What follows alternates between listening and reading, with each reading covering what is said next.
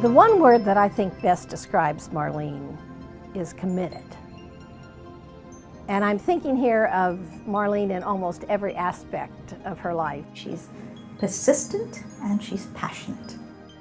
She is tenacious in pursuit of the goal of increasing international education. It's never self-serving. It's always about the advancement of the cause. She is really great at setting critical goals for the United States in the area of international education and global engagement. And when she sets a goal, she is so determined to reach it. She sees this world that is so connected and so inclusive. She's fearless. You can't be shy and you can't be retiring if you want to go into new areas, new places, and advance education. And at times, that isn't always heard, right? It seems to be, like I said about the concept of soft power in education, people think, well, it's fluff. It's not as important as, our military policy or something. Marlene always understood that that was far from the case, and she really was fearless. I've seen her go into meetings with foreign leaders and be very assertive on the importance of this and finding funds for it with private sector entrepreneurs and corporate leaders. And frankly, I've seen her be just as passionate and aggressive and trying to advance the concept of international education with the President of the United States. Her goal orientation just really comes through, and she doesn't waste a moment. She came into the field, she wasn't an international educator. She was a policy person. She made connections in Washington, D.C., on the Hill, with policymakers, at the institutions, at universities, at associations all over the world. And so that actually expanded what NAFSA could be and became. And so NAFSA chose to work on comprehensive immigration reform. The reason this is so smart is it embraces the big picture idea of creating a different kind of reality. B, it addresses the bigger societal issues here in the United States. And C, it not just looks out for the visa issues, which are the technical part that are of the most direct interest to the members, but at the same time, it takes those issues and makes them of interest to people and institutions beyond those who work on international education. Because when you embrace the broader set of issues, the broader community embraces your set of issues.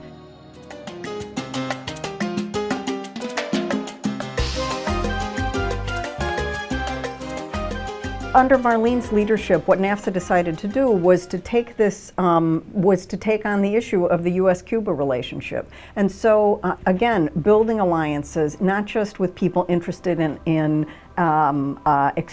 academic exchange programs, but those interested in building the relationship between the United States and Cuba.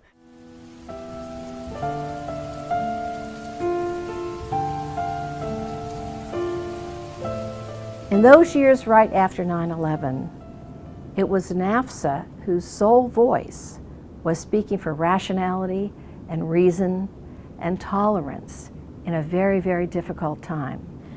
And we were able to present a strategy to be able to tell people, the media, policymakers, that international students are an asset, they're not a threat.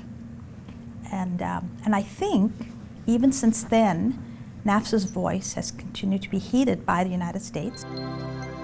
That she helped policymakers understand that it had to be part of our U.S. foreign policy, that in order to compete in the global economy, we needed to have culturally literate students, and also in order to achieve security after 9/11, we needed to have students who understood all foreign cultures. So NAFSA is a key partner in 100,000 Strong.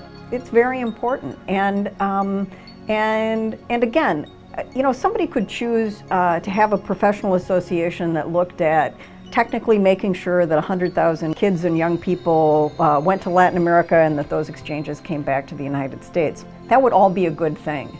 but understanding it within the larger context of what kind of a hemisphere we want to live in, what kind of a hemisphere we want to create for 50 years from now. That's what NAFSA has built. It's all about this cross-border education that all of us are one, and we can build a better world together.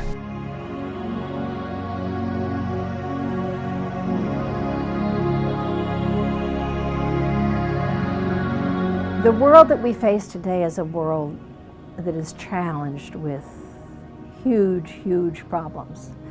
Problems that relate to people fundamentally finding it difficult to understand one another across borders, across cultures, across a whole host of boundaries.